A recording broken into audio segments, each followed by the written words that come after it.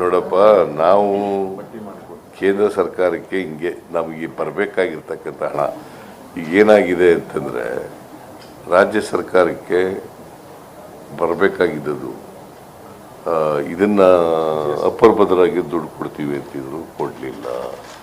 15ನೇ ಹಣಕಾಸಿನಲ್ಲಿ ನಮಗೆ ಬರಬೇಕಾಗಿದ್ದಂಥ ಬಣ ಬರಲಿಲ್ಲ.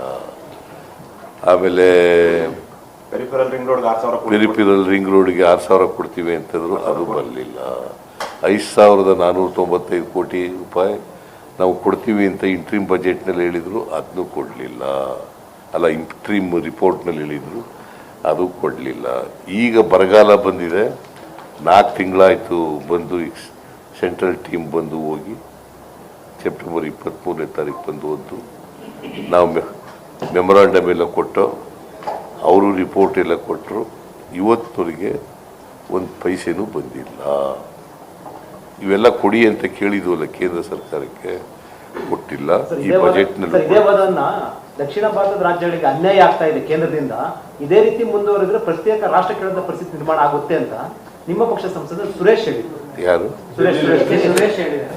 ನಾನು ಆ ಥರ ಎಲ್ಲ ದೇಶ ಕೇಳಕ್ಕೆ ಬೇರೆ, ದಕ್ಷಿಣ ಭಾರತ ಬೇರೆ ಮಾಡಿದ್ದ ಉತ್ತರ ಭಾರತ ಮಾಡಿ ಅಂತ ಅವೆಲ್ಲ ಕೇಳೋದು.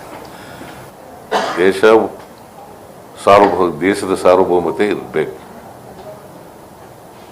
ಆಯ್ತಾ? ನಾವು ಡಿಮ್ಯಾಂಡ್ಗಳು ಮಾಡೋದು, ಒತ್ತಾಯ ಮಾಡೋದು, ಇಟ್ಸ್ ಎ ಫೆಡರಲ್ ಸ್ಟೇಟ್. ನಾವು ಫೆಡರಲಿಸಮ್ ಒಪ್ಕೊಂಡಿದ್ದೀವಿ. ಮತ್ತು ರಾಜ್ಯ ಸರ್ಕಾರಗಳು ತೆರಿಗೆಗಳು ಕೊಡ್ತಕ್ಕ. ಕೇಂದ್ರ ಸರ್ಕಾರ ಅವ್ರದ್ದೇ ಆದಂಥ ಏರಿಯಾ ಇಲ್ಲ ತೆರಿಗೆ ವಸೂಲು ಮಾಡಲಿಕ್ಕೆ. ನಮ್ಮ ರಾಜ್ಯಗಳಿಂದ ಹೋದಂಥ ತೆರಿಗೆನ ಅವರು ಅದನ್ನು ನಮಗೆ ಕೊಡೋದು, ಫೈನಾನ್ಸ್ ಕಮಿಷನ್ಗಳು ಅದನ್ನು ಹಂಚ್ತಾರೆ. ಈಗ ಏನಾಗಿದೆ, ನಮಗೆ ತೆರಿಗೆ ಹಂಚಿಕೆಯಲ್ಲಿ ಅನ್ಯಾಯ ಆಗಿದೆ ಅಂತ ಗೊತ್ತಾಯಿಲ್ಲ. ಡೆವಲ್ಯೂಷನ್ ಆಫ್ ಫಂಡು ಇದೆಯಲ್ಲ, ಡೆವಲ್ಯೂಷನ್ ಆಫ್ ಟ್ಯಾಕ್ಸಸ್, ಅದು ಬರ್ತಾ ಇಲ್ಲ, ಸರಿಯಾಗಿ ಬರ್ತಾ ಇಲ್ಲ.